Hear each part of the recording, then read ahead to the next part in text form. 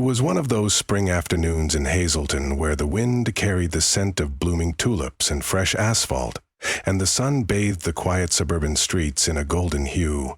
The town was half asleep, stirred only by the distant laughter of children riding bikes and the occasional bark of a restless dog. But for 16-year-old Caleb Moore, today was not just another Saturday. His sneakers whispered against the sidewalk as he walked past the bakery, the florist, and then paused in front of the glass windows of Silver and Grace, Hazleton's most elegant jewelry store. Inside, chandeliers shimmered, casting glints of gold across velvet-lined counters. But Caleb didn't see the opulence. His eyes were fixed on a single object. A silver charm bracelet, nestled like a secret inside a glass case. It wasn't for him, it was for Maya, his 10-year-old sister. Her birthday was in 3 days. She had wanted that bracelet since Christmas, when she saw it in the store's window during a family walk downtown. Caleb remembered the way she stopped mid-step, her mittened hand pressed against the glass, eyes wide. "It's got music notes on it," she whispered, "like the ones I draw in my notebook." That was all she said. But Caleb never forgot. He had been saving since then, working weekends at Joe's Bean House, refilling coffee for rushed moms and tired commuters. His fingers had pruned from washing dishes. His legs ached from standing for hours. But each tip he tucked away in a shoebox hidden beneath his bed. Not for sneakers. Not for video games. For her. Today that shoebox was empty, its contents folded carefully into a leather wallet now resting in Caleb's pocket. As he stood before Silver and Grace, his reflection stared back at him. Tall, lean, dark-skinned, with soft eyes that always looked a little too serious. He adjusted the hood of his gray sweatshirt, though it was unzipped to show a clean, button-down shirt underneath. Even now, even in broad daylight, he could feel it, the invisible weight of perception. He shook the thought off. "This is for Maya," he whispered to himself. "Just walk in, just walk out." The chime above the door sang softly as he entered. Immediately the smell of polished mahogany and cologne surrounded him. The store was quiet, almost reverent. A couple stood near the rings section, murmuring over diamonds. A woman in a navy pantsuit was being shown necklaces. Caleb moved with purpose, his gaze locked on the bracelet. Behind the counter stood a woman in her 50s. Linda Prescott, her nameplate read. Her hair was pinned in a neat bun, lipstick meticulously applied. Her eyes skimmed over Caleb and lingered, unreadable. She didn't smile. Caleb didn't flinch. He walked to the display. "Hi," he said, voice steady. "Could I see the charm bracelet?" "The one with the piano keys and treble clef charms." Linda raised an eyebrow. "That piece is $260.00, she said, folding her arms. Caleb nodded, reaching into his back pocket. "Yes, ma'am." "I've got it." He opened his wallet, revealing a tidy stack of $20 bills. Every one of them had a story. A double shift, a rude customer, a burnt hand from a steaming plate. Linda's gaze dropped to the cash and then back to his face. Something shifted, not visibly, but Caleb felt it. The silence stretched for half a beat too long. Then Linda sighed and turned to unlock the display case. "Be careful," she said, tone clipped. "That bracelet costs more than most kids your age earn in a week." Caleb said nothing. He reached for the bracelet like it was glass spun from moonlight. Cold metal met warm skin. The charm swayed gently as he lifted it, and in that quiet second, he saw Maya's face in his mind. Her crooked smile, her front teeth still gapped. The way she'd hold the bracelet up to the sunlight and spin in circles. He smiled. It was a moment so soft, so private, he forgot everything else. Even Linda's eyes. Even the shadows that always seemed to follow him into places like this.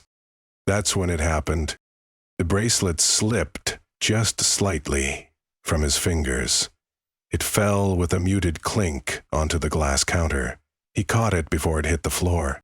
But Lyndon gasped like he'd dropped a bomb. Her eyes narrowed. Her voice, when it came, was sharp enough to slice glass. As Caleb lifted the charm bracelet with quiet reverence, sunlight through the chandelier above fractured across the polished countertop, splitting into 1,000 dancing flecks on the velvet tray below. The delicate piano key charm spun slowly, catching a glint of that gold light. It should have been a peaceful moment, a sacred one, but it wasn't.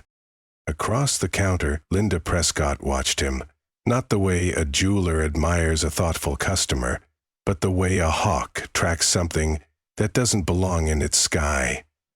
Her posture had changed, subtle but unmistakable. Her shoulders had tensed ever so slightly. Her mouth, previously impassive, had thinned into a faint line of disapproval, and her eyes, once glazed with disinterest, were now razor-sharp, locked onto Caleb like he was a puzzle that didn't quite fit the display. She didn't need to say anything. The suspicion was already screaming through her silence. Caleb felt it in the air, how it shifted, dense, heavier now. The background murmur of the store had faded into a hush. Even the hum of the overhead lights felt intrusive, unnatural, too loud. Linda didn't flinch when the bracelet slipped slightly and clinked against the glass. She gasped. Not out of concern, but triumph. Like it confirmed something she had already decided about him the moment he walked through that door. There it was again. That invisible barrier. That ancient line, that quiet courtroom where judgment is passed without a jury and certainly without justice.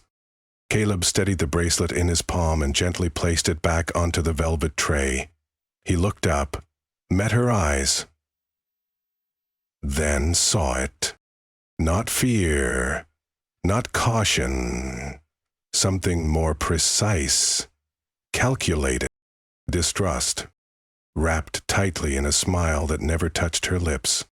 "That bracelet," she said coolly, "costs more than most boys your age see in a month." There it was. Not a question. A warning. Caleb nodded slowly. "I understand." His voice was calm, clipped, controlled. A tone he had practiced for years, the kind his mother taught him. The kind that said, "I'm not a threat, even if you think I am."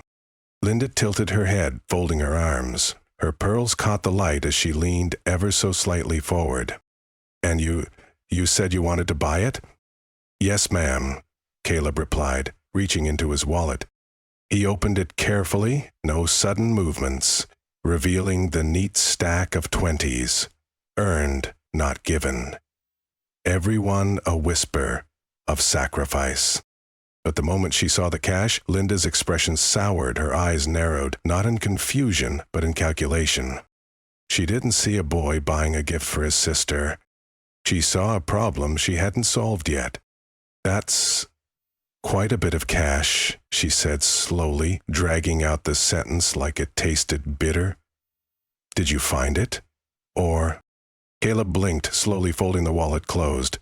"I work at Joe's Bean House. Weekends. Tips, mostly." Linda's silence returned. But now it had weight. It wasn't the silence of doubt. It was the silence of judgment disguised as protocol. The moment Caleb's fingers touched the worn edges of his wallet, the air in silver and grace seemed to crystallize. A stillness pressed against the windows like fog on glass. Outside, children laughed as they passed on bicycles. Inside, silence stretched, thick enough to bend light. He moved slowly, like someone defusing a bomb. The leather creaked faintly as he unfolded the wallet, each motion deliberate, rehearsed. Inside, bills folded precisely, small denominations, 20s, 10s, 5s, lined in clean rows. The edges were slightly worn, smudged from months of sweat, oil, and sacrifice. It was the kind of money you didn't just have. You earned it. Linda Prescott's eyes fell to the cash like a hawk spotting a twitch in the grass. Her lips curled, just slightly. The corners tugged upward into what might have been a smile on another woman. But this one? It wasn't warmth. It was smugness. It was the expression of someone who believed she had found the crack in a story. She leaned in, resting her elbows on the gleaming glass counter, nails clicking once, soft, deliberate, against its surface. That's quite a bit of cash for someone your age, wouldn't you say? Her tone was dressed in velvet, but the edge underneath could cut glass. Caleb looked at her, face blank. I've been saving. I work at Joe's Bean House. Linda tilted her head, almost amused. A coffee shop. Yes, ma'am.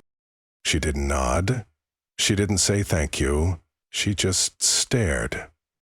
That kind of stare that strips you down, layer by layer, until all that's left is your skin color and your perceived worth. Outside, late afternoon sun poured through the storefront windows in amber waves. The light filtered through rows of hanging crystal, bouncing shards of color across the walls, like stained glass in a cathedral. But inside, all warmth drained away. The air was too still. Even the soft jazz from the overhead speaker, a subtle piano instrumental, felt like it hesitated, unsure if it should keep playing. From across the store, a silver-haired woman near the ring display began to watch more closely, her lips pressed thin. Her hand, now suddenly clutching her designer purse, tensed near her chest. A man at the cufflink section lowered the pair he'd been examining and stepped slightly to the side. For a better view. No one said a word. But the store was no longer quiet. It was alert. Linda's voice dropped, low and too calm. It's just unusual is all. Caleb furrowed his brow. Unusual? She smiled now, wide, not kindly. Yes, for someone like you to be carrying so much cash. And there it was. Not the words, but the intent. Not the knife, but the twist. Caleb inhaled slowly through his nose, held it, then exhaled. His fingers flexed, once at his sides. I told you. I saved it. For months. And no one gave it to you? She asked, voice syrupy sweet. No one gave me anything. I worked for it. Linda's eyebrows arched.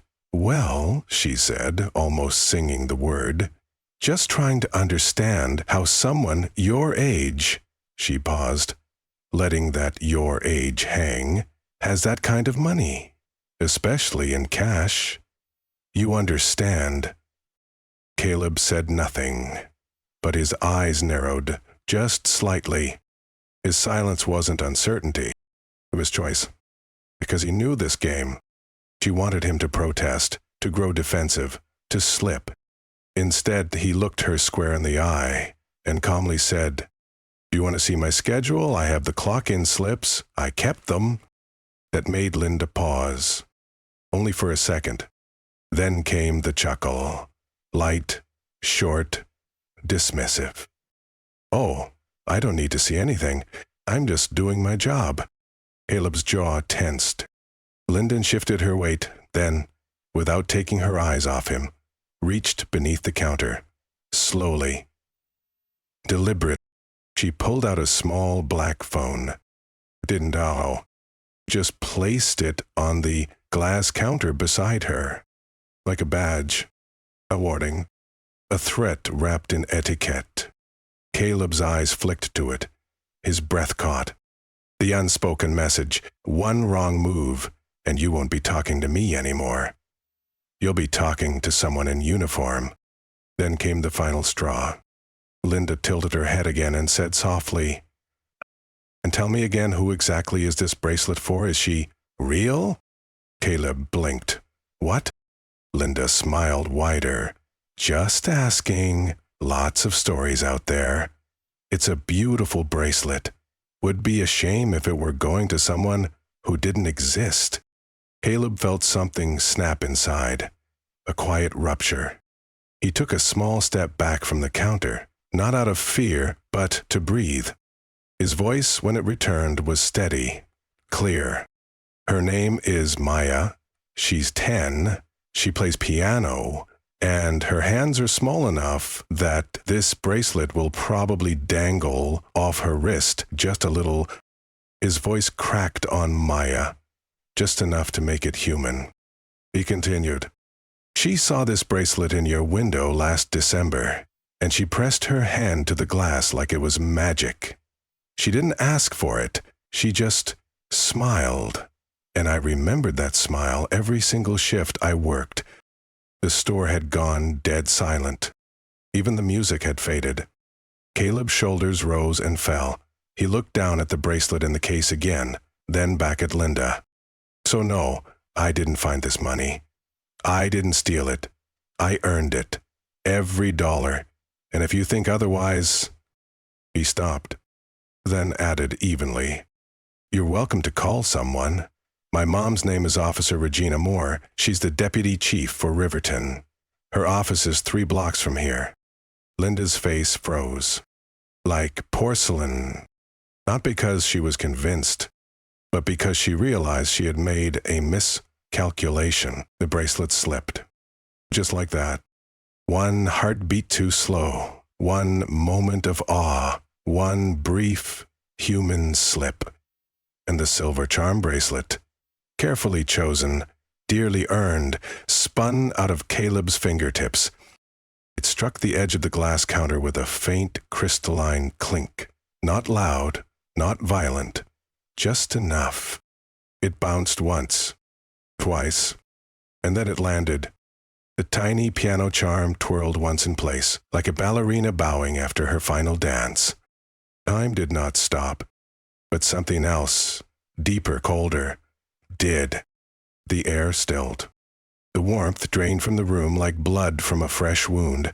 The overhead lights seemed to flicker slightly, shadows stretching across the marble floor like fingers trying to pull Caleb under. The music from the speaker, a soft, jazzy saxophone, hiccuped, skipped, then faded entirely. All eyes turned, and in the middle of it all, Linda Prescott straightened like a cobra rising. Her mouth opened, her eyes lit up. The moment she'd been waiting for had finally arrived. "Oh my God," she shrieked, the sound stabbing through the boutique. "I knew it!" She stepped back dramatically, one hand flying to her chest, the other pointing a trembling finger. "He tried to steal it. He dropped it when I caught him." Her voice wasn't just loud. It was theatrical, weaponized. Gasps rang out from the onlookers. Someone muttered, "Is this happening right now?" A woman's perfume bottle slipped from her hand and shattered on the tile, its sweet floral scent flooding the air like spilled guilt. Caleb didn't move. His hand was still partially outstretched, frozen in that stupid, awful space between action and accident. His eyes were locked on the bracelet. "No," he said, voice barely above a whisper. "No, You think you can play innocent now?" Linda barked, stepping forward again. "I saw what you were doing." Outside, the sun had begun to dip. It cast long golden rays through the tall glass windows, but inside, those same rays turned into sharp bars of light across the floor. It looked like a prison. Caleb stood at the center, caged in judgment. The bracelet shimmered innocently in the spotlight, a silver scapegoat. Linda lunged for the store phone, knocking over a pen holder in the process. Pens clattered across the floor like stray bullets. She dialed quickly, with the certainty of someone who didn't need proof. "Only power." "Yes, this is Silver and Grace," she hissed into the receiver. "We need police dispatched immediately. There's a theft in progress. Young black male, hoodie, belligerent, tried to flee. Still here." Every word struck like a hammer. And Caleb, still unmoved, was being buried under the weight of her fiction. "That's not what happened," he said again, louder now, clearer. His voice cracked, not from fear, but frustration, that kind of frustration that builds when you're shouting underwater and no one ever hears. Linda turned her back on him, still on the phone. Yes, he's aggressive. Yes, I feel threatened. Please hurry. That word, aggressive, it echoed through Caleb's chest like thunder. It filled every corner of the store. It rewrote every witness's memory. He hadn't moved, hadn't shouted, hadn't even touched the bracelet again. But it didn't matter. To them, the clutching purse, the shifting feet, the careful distance, it was enough. The story had already taken root. A child's voice outside laughed. A siren answered it. The sound approached, growing louder with each heartbeat. Caleb turned his head toward the windows, and for the first time, he saw his own reflection. His face, tense, alone. He didn't look like a brother buying a birthday gift. He looked like a headline. Linda ended the call and crossed her arms. Her eyes glittered with a quiet, cruel satisfaction. "I warned you," she said softly. "Too close now. Should have known someone like you wouldn't walk out of here clean." Caleb flinched like the words had slapped him. And then, as if to complete the ritual, Linda took one deliberate step back and shouted, loud enough for the entire store to hear. "He's lying. He was just about to pocket the bracelet. I caught him before he could." He looked down at the bracelet. Still shining. Still innocent. Still there.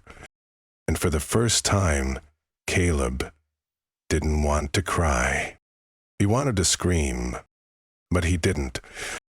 Instead, he took one slow breath, lifted his chin, and spoke clearly, for everyone in the store to hear. "I came here to buy a gift. For my sister. I worked for it. I saved for it. That's the truth. And I'm not going to apologize for existing in this space." The words didn't change the room, but for a brief moment, a beat, a pause, a silence, they stung. Outside, red and blue lights flickered across the boutique walls, and with them came the sirens, the judgment, the cuffs, and the headlines. The doors to Silver and Grace flew open like a verdict, slamming shut. Red and blue strobes fractured the polished floors. Light ricocheted through the crystal chandeliers, cutting the boutique into shards of moving color. The elegant store, with its velvet-lined cases and classical music, had become a stage for fear. Boots stomped across marble. Radios crackled like electric warnings. The sirens didn't just arrive, they invaded, and with them came 2 officers. Not rushing, not running, marching. One heavy-set, older Sergeant Blake, with hard eyes and a jaw like a lockbox. The other Officer Doyle, younger, with a gaze that shifted, questioning, unsettled. Caleb's heart leapt to his throat. His arms remained raised, frozen like a statue built from instinct and memory. He had heard this story before. He just never thought he'd be inside it. "There he is," Linda's voice cracked like lightning. "He tried to steal from me." Every word was gasoline, and the officers were holding the match. Blake scanned the room once, just once, then locked onto Caleb. He didn't ask. He didn't hesitate. Just stepped forward, hand already moving to his belt. The chandeliers flickered above like slow explosions. Outside, sunlight collided with siren flashes, painting the room in frantic stripes. Red, blue, gold. The boutique was no longer quiet. It was alert. Customers shifted nervously behind cases. One woman whispered, "Did you see him?" A teenage boy ducked behind his mother. Someone pulled out a phone, pretending to record jewelry. But the lens was trained on Caleb. Judgment had no gavel here. Just eyes. Dozens of them. Watching. Weighing. Whispering.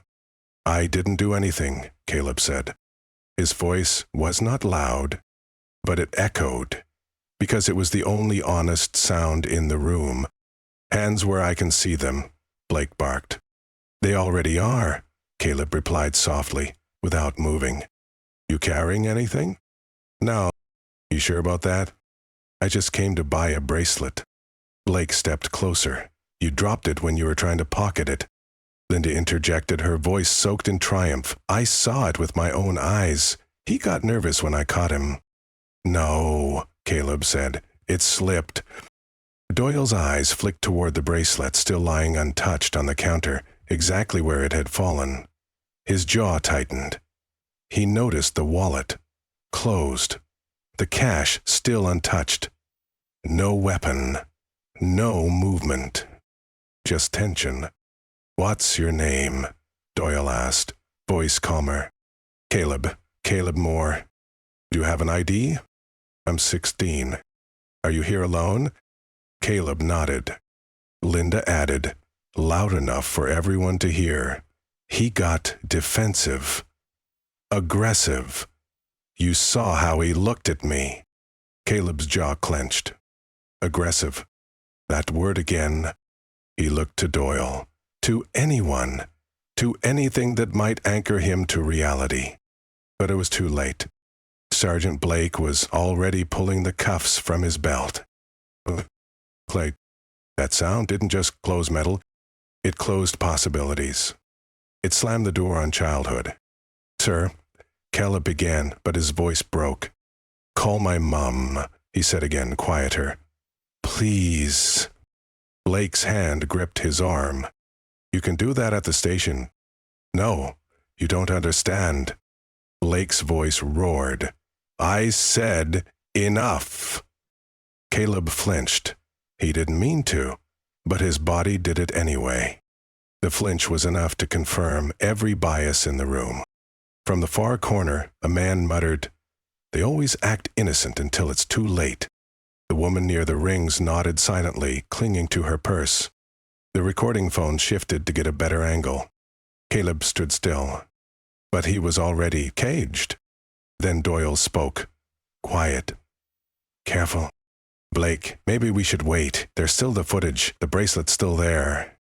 Blake shook his head. "He resisted. That's enough. Hasn't moved." He looked at me like he wanted to swing. He asked for his mother. Blake stared at Doyle, then at Caleb. Then he snapped the first cuff around Caleb's wrist with a final echoing click. Caleb winced, not from pain, from betrayal. The room blurred. His eyes darted to the counter. The bracelet still lay there. The gift that never made it home. His hands now behind his back. Caleb felt more exposed than he ever had in his life. He turned toward the front of the store and whispered, not just to the officers, to the ceiling, to God, to the silent people watching. "Please, just call my mom." The handcuffs were mid-flip when time cracked open. There was a stillness before it, a fragile silence holding its breath, like the room itself knew something was about to change. Then, clack, clack, clack, the sound of heels on marble.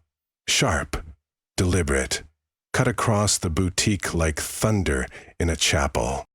"Step away from my son." The voice wasn't loud, but it was unmistakable, like a low drum roll before the drop of a gavel. Heads turned. Even Blake's hand paused mid-air, hovering above Caleb's wrist as if suddenly unsure whether the next click would be lawful or damning. Through the front doors of silver and grace stepped a figure carved from resolve. Tall, poised. The late afternoon light spilled in behind her, outlining her like something divine or dangerous.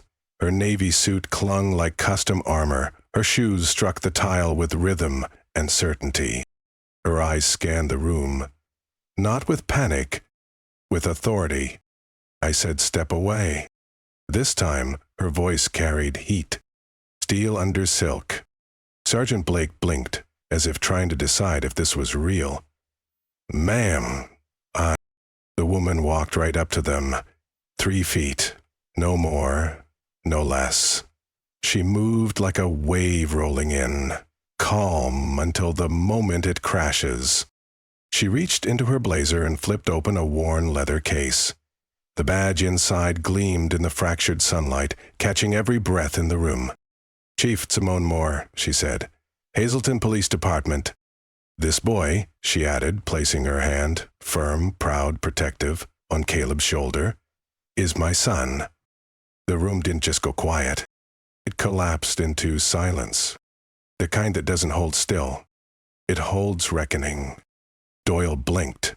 The girl with the phone recording dropped her jaw. "Linda?" Linda turned ghostly pale. Sergeant Blake instinctively stepped back, hand retreating from the cuffs like they'd burned him. "Chief, I didn't know." "No," Simone interrupted. "You didn't ask. You assumed." She turned then, slowly, to face Linda. Her eyes, dark and unblinking, narrowed like a scalpel. "You made the call?" Linda stammered. "He dropped the bracelet, and I thought—" "Exactly, you thought. Not knew. You guessed, judged, invented a threat where there wasn't one. And now, here we are." Outside, the sun had dropped lower, streaking gold across the boutique floor like spotlight lines on a stage. The sirens had faded, but their echo clung to the glass like smoke after a fire. Inside, it was as if time dared not move. Even the sparkle of diamonds seemed muted. The radio on Blake's shoulder crackled once. No one reacted. And then, click. Simone reached for Caleb's wrist and gently undid the cuff herself. Her fingers were sure, her touch steady. Freedom. Motherhood. Just all in that single sound. She held up the silver bracelet, light dancing across its tiny charms. "My son came here to buy this, for his sister's birthday, with money he earned washing dishes and saving every tip, and instead, he was treated like a criminal. Because of the way he looks, because of your fear, because you forgot how to be human." Her voice didn't rise, but it filled every corner of the room. Blake's mouth moved, uselessly. "We received a report," he offered. "You didn't verify the report," Simone shot back. "You didn't check the footage. You didn't speak to my son. You cuffed him without a question." Doyle, red-faced, looked at the security camera above them. "We should check the footage?" "Yes," Simone said coldly. "You should." The manager, trembling, rushed to the back. Everyone else waited. No one dared move. Even Linda looked like she wanted the floor to swallow her whole. Then the screen flickered to life. Caleb walking in, asking politely, holding his wallet, pointing at the bracelet. The drop, the shock, the lie, the truth, silent and undeniable, unfurled across the screen like Judgment Day. Doyle exhaled. Blake looked away. Simone did it. She turned back to Linda. "It doesn't need to be my son for you to have treated him with decency, but the fact that he is means I will not walk out of here quietly." Linda opened her mouth. No words came. Simone turned to Caleb, who had remained still the whole time, but whose eyes were no longer wide with fear. They were burning. "Let's go, baby," she said softly. But Caleb didn't move. Not yet. He looked at the counter, at the place where justice had almost shattered. He picked up the bracelet, gently, reverently. Then he turned to the room, to the watching crowd. "This was never about a bracelet," he said, voice calm. "It was about the story you told yourself the moment I walked in." He nodded to Linda. "You saw my skin, not my heart." Then he walked out. Not just a boy anymore, but something larger. His mother by his side. Justice walking right behind them. The monitor clicked on with a low hum, like an old heart beginning to beat again. It buzzed briefly, static fluttering across the screen like smoke, before stabilizing into a wide-angle shot of the boutique's entrance. The timestamp ticked in the corner, indifferent to the storm it was about to unravel. The lights in silver and grace dimmed slightly as clouds moved across the afternoon sun outside. A shadow fell across the velvet counters, and even the shine of the jewelry seemed to dull, like it too was watching what would come next. All eyes were on the screen, even Linda's, especially Linda's. Doyle stood closest, breath held. Simone stood behind him like a sentinel carved from stone. Caleb, beside her, didn't blink. His hands had stopped shaking, but his shoulders stayed tense, pulled back like he was bracing for the impact of truth, even though he knew it was finally on his side. The tape rolled. It started with the soft jingle of the boutique's entrance bell. A boy, tall, quiet, thoughtful, stepped in. No hood, no wild eyes, just a pressed shirt beneath a gray sweatshirt and the cautious gait of someone raised to move gently in a world that didn't always welcome him. He paused at the counter, waited, then pointed to the bracelet. He didn't demand, he didn't distract. He asked, and waited. The camera caught Linda turning stiffly to unlock the case. Her face blurred but unmistakably cold, even in pixels. The next seconds were slow, surgical. Caleb held the bracelet. He turned it delicately in his hand, thumb brushing the charm, shaped like a music note. Then, the slip. A soft, metallic clink. A flash of motion as his fingers caught it just before it could fall off the edge. He held it up.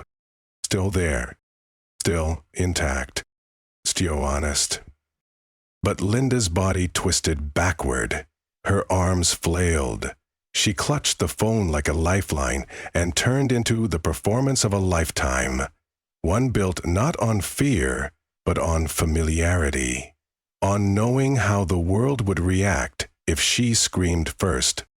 The tape kept playing, and no one in the store breathed. Simone's voice came next, slicing clean through the room. Is there anything in that footage that looks like theft to you? Her voice was quiet, but it cracked the walls. Linda was frozen. Her fingers curled slightly against the glass counter, knuckles white. The color had drained from her cheeks, her lips parted in a breath she couldn't seem to find. I wasn't sure. You weren't sure? Simone echoed, her tone rising for the first time. But you called the police. You had my son cuffed. You risked his life because you didn't like the way he looked, holding a bracelet. A child in the back whimpered. His mother held him close, finally realizing the lesson being taught without words. A man near the door lowered his eyes. He had judged. He had believed the lie. Doyle stepped back, glancing between Simone and the monitor. We need to document this, he said, and submit a formal internal review. Sergeant Blake still hadn't spoken. His jaw was locked, his posture smaller now. Even the floor beneath him seemed unsteady. Simone turned to him. You didn't ask him a single question. I know, Blake said, but it sounded like gravel in his throat. The store manager, silent until now, emerged from the shadows. His tailored suit hung stiffly on his aging frame, his silver tie loose. Chief Moore, he said, his voice barely louder than a whisper. This was unacceptable, on every level. Yes, Simone replied, and it was preventable. Linda finally spoke, voice cracking like glass under pressure. I've seen it happen before. Young boys, Her voice faded. I didn't mean for it to go this far. Simone didn't answer right away. She let the silence wrap tight. Then, you mean, you didn't think he would have a mother like me? Caleb turned to Linda. His voice wasn't loud, but it hit harder than any scream. You looked at me and decided I was the villain of your story. He stepped forward, just one step. And when the story started to fall apart, you kept lying anyway. Linda's lip quivered, Her eyes dropped. But Caleb didn't wait for her to apologize. He didn't need it. He turned toward Doyle, who stood awkwardly with a clipboard he hadn't used. "Are we free to go?" Doyle nodded. "Yes, sir." The phrase struck Caleb for the first time. Sir. Not kid. Not boy. Not thief. He looked to his mother, who gave a slow nod. And together they walked toward the door. As Caleb passed the bracelet on the counter, he reached out one last time. Not to buy it. Just to touch it. His fingers brushed the charm, the one shaped like a treble clef. "It was always about this," he whispered. "Not the bracelet. The music. I never got to play." Then he let it go and walked into the light. The store stood in stunned silence, the kind you only hear in a church after a sermon cuts too close to the heart. Sunlight, now soft and slanted from the late afternoon, filtered through the windows in long golden beams, casting long shadows that crawled across the marble floor. The chandelier above no longer glistened with pride. It hung heavy with guilt.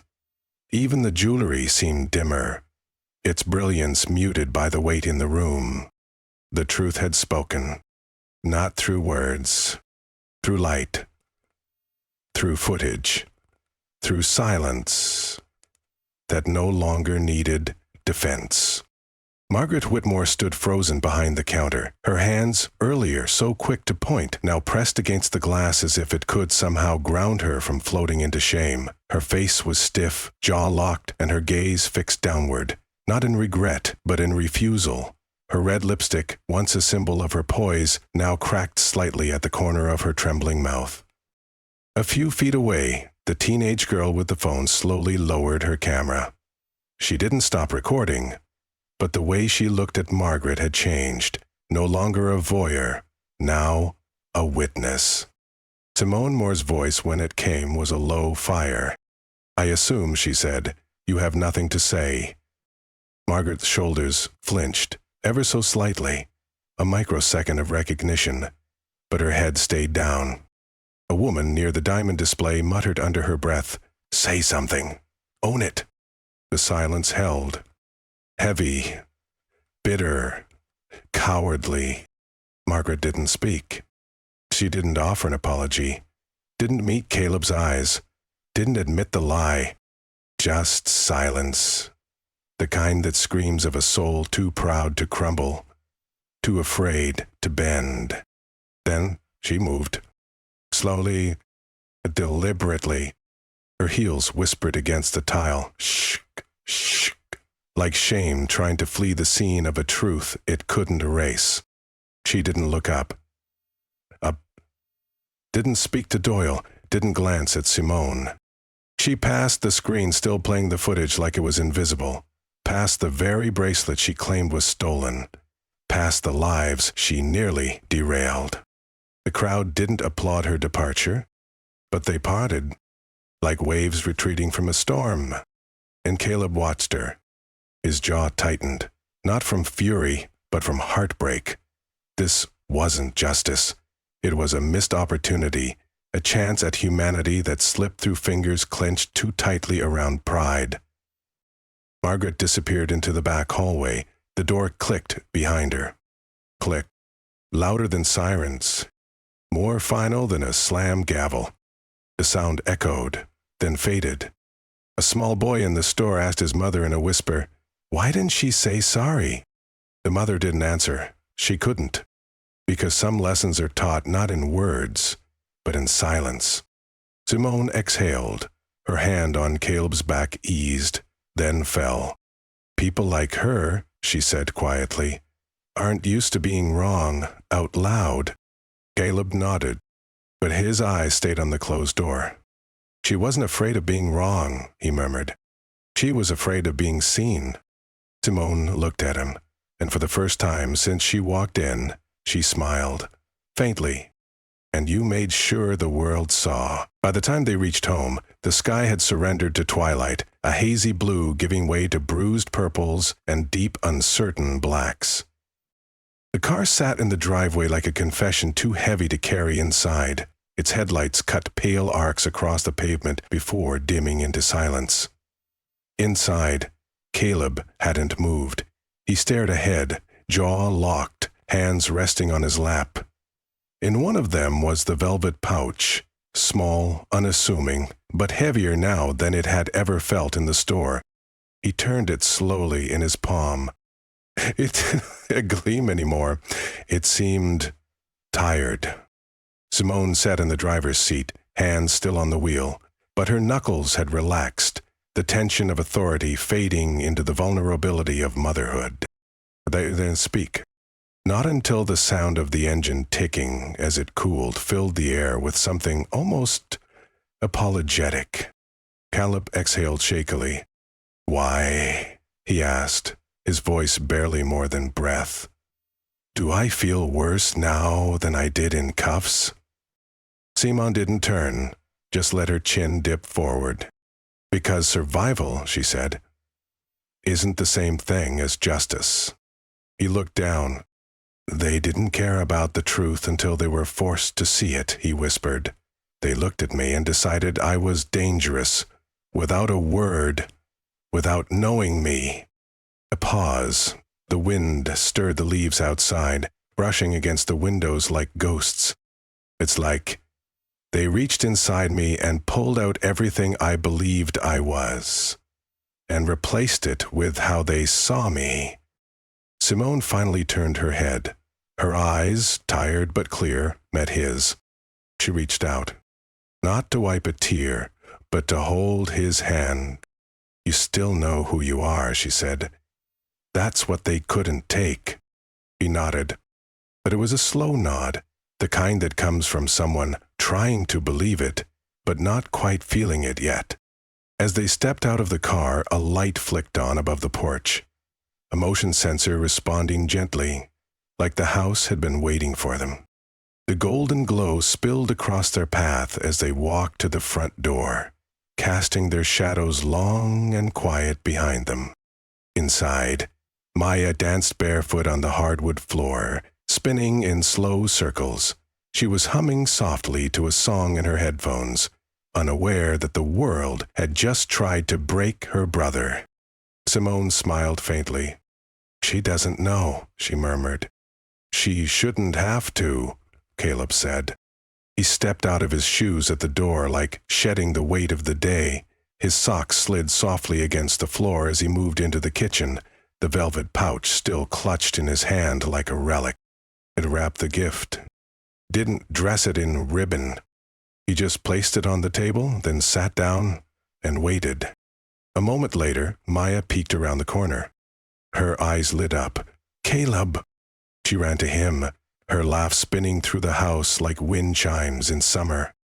He stood just in time to catch her in a hug, a force of pure joy colliding into him. It made him stagger back a step and smile. "I got you something," he said, holding up the pouch. She opened it slowly, fingers trembling, like she knew something sacred sat inside. The bracelet slid out into her palm. Her breath caught. "You remembered," she whispered. "I never forgot." Maya threw her arms around him, the bracelet still dangling between them. "You're the best brother in the whole world." "Nah," he said quietly, "just trying to be."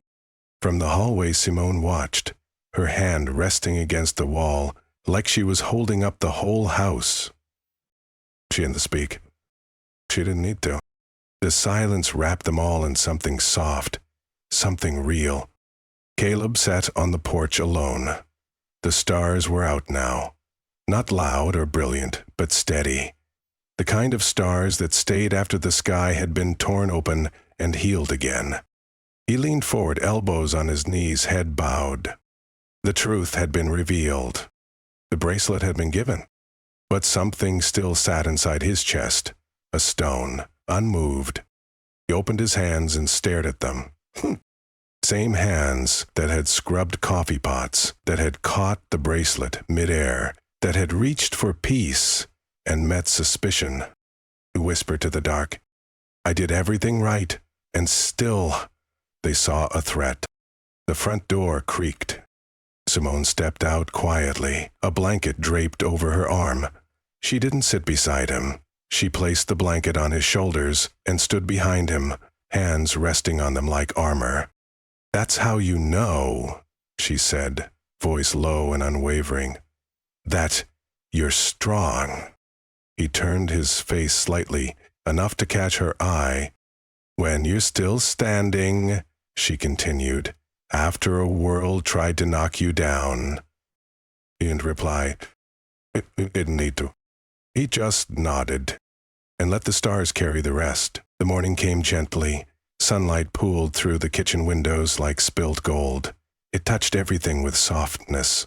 The wooden counter, the family photo by the fridge, and Caleb's shoulders as he stood over a small white box. Inside was the bracelet, polished, quiet. It gleamed like nothing had ever touched it but light and love. But Caleb knew better. His hands trembled slightly as he tied the final loop of the ribbon, not from fear, from memory, from everything the bracelet now carried with it.